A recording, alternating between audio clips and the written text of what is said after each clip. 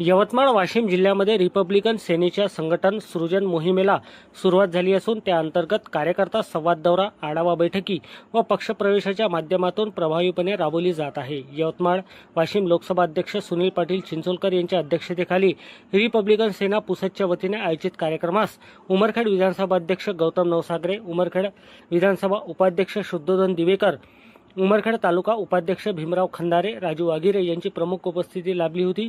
कार्यक्रमाचे सूत्रसंचालन भीमराव खंदारे यांनी केले तर मान्यवरांनी विविध विषयी मार्गदर्शन केले। यावेळी सलीम कुरेशी यांची यवतमाळ जिल्हा महासचिवपदी तर राजकुमार खंदारे यांना विधानसभा उपाध्यक्षपदी नियुक्ती देण्यात आली। तसेच भीमराव खडसे यांची सचिवपदी तर अशोक जडके यांची संघटकपदी नेमणूक करण्यात आली। प्रमुख निवडीसोबतच पुसद तालुक्यातील अनेक कार्यकर्त्यांचा पक्षप्रवेश करून घेण्यात आला। यावेळी स्थानिक पदाधिकारी व कार्यकर्ते मोठ्या संख्येने उपस्थित होते।